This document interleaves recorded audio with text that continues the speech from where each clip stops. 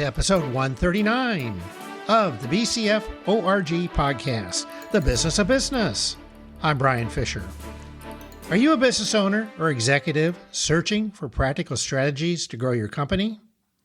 This podcast series focuses on the various subjects and topics to help you run a successful, profitable business and is targeted to business owners and C-suite executives. But anyone interested in business can benefit.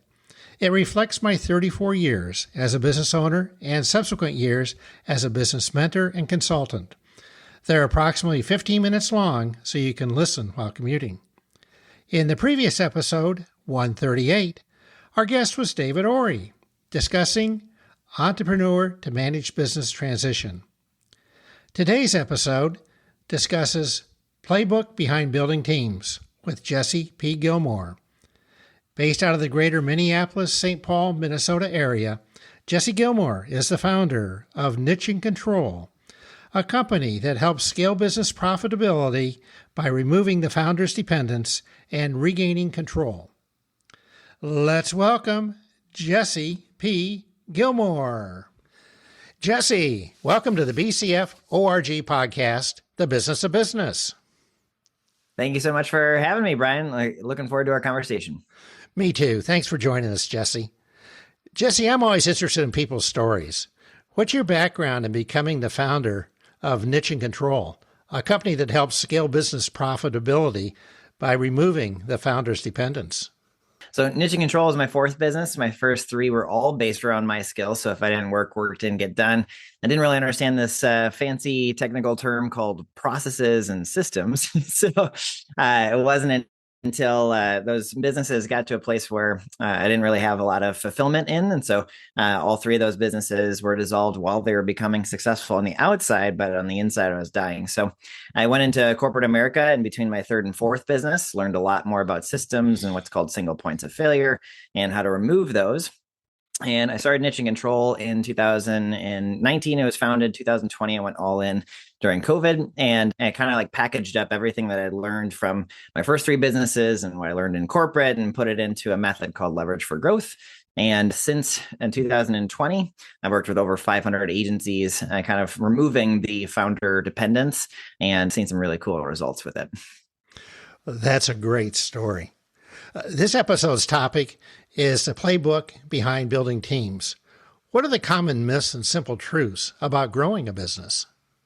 I think a lot of times people think that when they have an issue in the business or they're trying to figure something out, that they rush towards hiring and try to put a person into a slot that might not actually be even set up for the person to be successful. And I think that one of the most important things that people do is actually set up the processes and the systems and the documentation necessary to really set up and actually even remove the need for hiring if you can. And I think that a person, a really, really good person set into a really crappy environment actually doesn't work. So I would say systems first, then people. Jesse, following up on that, how do you minimize team meetings while you're still being productive? If the team meetings are coming up very ad hoc, like I have this problem, all right, let's jump on a meeting. A lot of times it just means that as a business owner, you're not setting up the environment or a meeting structure to allow more of an intentional kind of proactive approach. So a lot of times what you do is you set up, and very specifically what we do with clients is we help them to create an annual kind of presentation that happens at the beginning of the year. Like, here's what happened in the last year. Here's what's happening this year. Here's what your Q1 priorities are. This is how you can align to it. And this is what we got to do. And then from there, breaking it down into what do I got to do on a quarterly basis, break that down into a monthly, and then start having weeklies. And those weeklies set up for an intention that allows everybody to understand what the goal is, which actually minimizes the ad hoc meetings that take place. And if you do daily stand-ups in between those, just keep them really short and team-oriented. So if you have multiple teams, making sure they're really tight. And the daily stand-up is pretty simple. What did you commit to yesterday? What progress did you make? And what are you focused on today? And you just do that, and it works out really well. We're speaking with Jesse P. Gilmore, founder of Niche and Control. Jesse helps business owners scale from 6 to 7 figures by turning them from overwhelmed operators into confident CEOs. He created the Leverage for Growth method to solve this, helping business owners double revenue and 2 to 6 times profit, and finally take real time off without the business falling apart. As an author, speaker, and coach, Jesse shares practical systems that unlock freedom, profitability, and the original vision business owners had when they started. Now let's get back to the questions. Jesse, how do you empower people to take on whole parts of your company so you can focus on growth? I love it. Yeah, that's like my favorite thing, but it does not happen right away. The Leverage for Growth method has this inside out approach to growth, which is what I wish I would have known in my previous businesses. And what it does, it takes the founder and gets them to start focusing on what's the use of time right now. So even before we can talk about empowering people, you actually have to empower yourself and set your own environment up for success too. So what we have each one of our clients do is a weekly time log every half an hour for 7 days, just logging, what are you actually doing and what's your use of time right now. And the goal is through elimination, automation, delegated, and time block, that kind of formula. Once you have the time use, you need to carve out 8 to 10 hours per week to work on the business. Then from there, you use that time towards systems, building that environment that we were talking about a second ago, Brian. And as you're building the systems, you get a lot closer to the offer and you start understanding what's valuable to the client, what's not valuable. How can I make this more effective?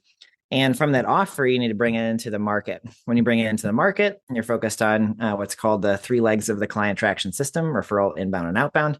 And at that point in time, filling up a pipeline should not be the bottleneck towards growth. And so then you can focus solely on people, hiring the right people, training them effectively, and managing.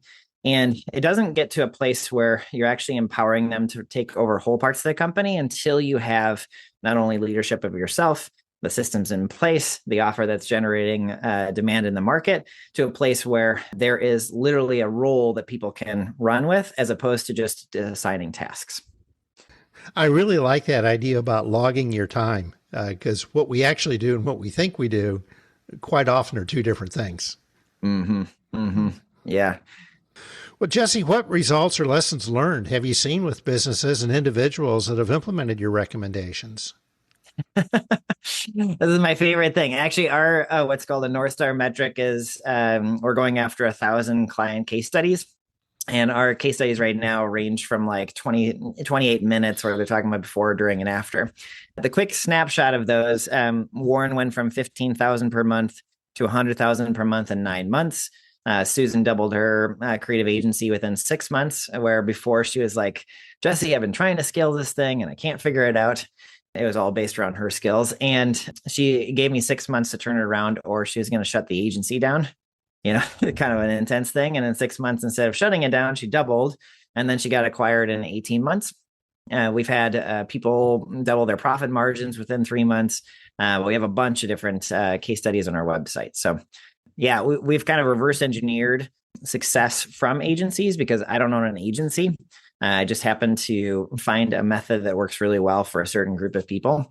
And so we've actually gone through iterations of that program based around reverse engineering what has worked for each one of them. Case studies are my thing. So we're speaking with Jesse P. Gilmore, founder of Niche and Control. Jesse, is there anything I've not asked that you'd like to add? I think one of the things that, if you think about scale and you think about freedom, okay, you got into entrepreneurship most likely because you didn't want to own a job. You wanted to create a business that can sustain and grow without you, right? And a lot of times on that journey, you have to go through different transitions. Transformations is what I actually use the word. And a lot of times you start off being the person who's doing the work, and eventually you start to hire people, and eventually you want to start transitioning into more of a trainer. Okay. And a trainer role within the business requires different mindsets, skill sets, and habits, right? And when you become a good trainer, eventually you get to a place where you need to manage, right? And I know this is a big focus of the podcast based around management, where you have this training system, you get out of that role, but eventually If you want to keep on growing it, you have to move from a management type of role into more of a leader role or a visionary role. And each one of these transitions, the evolution of a business is actually the evolution of the founder's role within the business. And it requires different mindsets, skill sets, abilities, ways of operating, ways of looking at the business and understanding your value. And if you understand that is a transformational journey that you signed up for as an entrepreneur, as opposed to just somebody who runs a business, then you can embrace the understanding that the best thing you can do for your business is to invest in yourself. That is something I really wish I would have known in my first 3 businesses, but applying that to this business has allowed me to impact 500 plus people while working under 40 hours and having time for my 3 kids and a puppy and a wife and other things.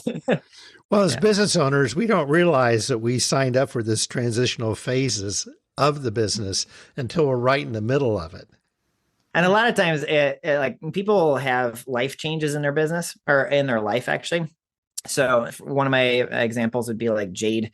She became pregnant and she really wanted to take maternity leave, but she was like, I don't necessarily know how to do that. And so we went on a sprint for about 3 months, building all the systems and empowering her to take 8 weeks off from maternity leave. And she came back to record-breaking sales.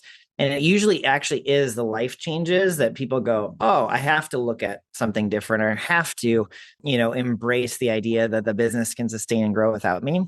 And the best thing that you can do from listening to me and Brian talk right now is actually if you associate yourself with somebody that would like that type of freedom in the future, you can do things now without having to be reactive to life changes in life to force you to have to do those things.